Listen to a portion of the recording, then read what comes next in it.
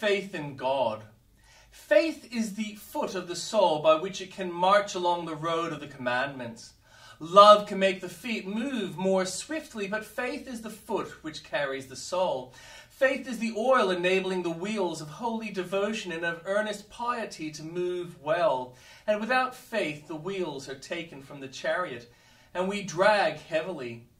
With faith I can do all things. Without faith I shall neither have the inclination nor the power to do anything in the service of God. If you would find the man who served God the best, you must look for the men of the most faith. Little faith will save a man, but little faith cannot do great things for God.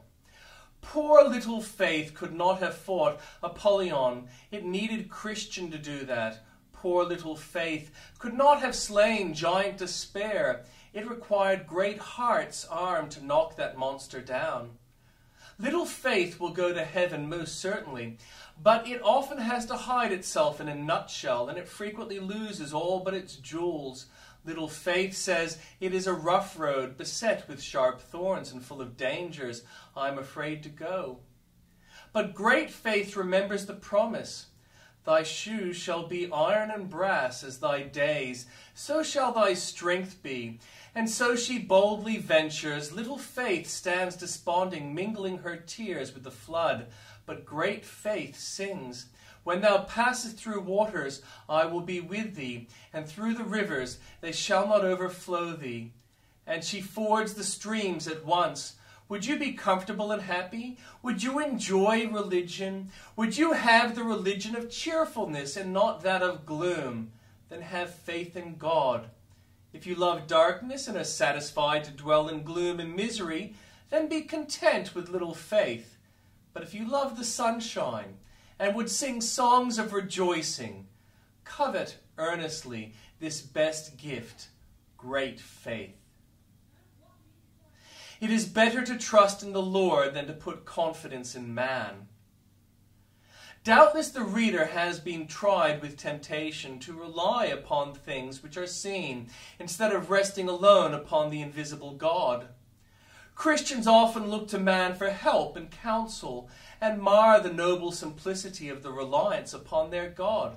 Does this evening's portion meet the eye of a child of God, anxious about temporals? Then would we reason with him a while. You trust in Jesus, and only in Jesus for your salvation. Then why are you troubled? Because of my great care, is it not written, cast thy burden upon the Lord? Be careful for nothing, in everything by prayer and supplication, make known your wants unto God. Cannot you trust God for temporals? Ah, I wish I could. If you cannot trust God for temporals, how dare you trust him for spirituals? Can you trust him for your soul's redemption and not rely upon him for a few lesser mercies? Is not God enough for thy need? Or is his all-sufficiency too narrow for thy wants? Dost thou want another eye beside that of him which sees every secret thing? Is his heart faint? Is his arm weary? If so, seek another God, but if he be infinite, omnipotent, faithful, true, and all-wise, why gaddest thou abroad so much to seek another confidence? Why dost thou rake the earth to find another foundation? When this is strong enough to bear all the weight which thou canst ever build thereon, Christian, mix not only thy wine with water. Do not alloy the gold of faith with the dross of human confidence. Wait thou only upon God, and let thine expectations be from him. Covet not Jonah's gourd, but rest in Jonah's God.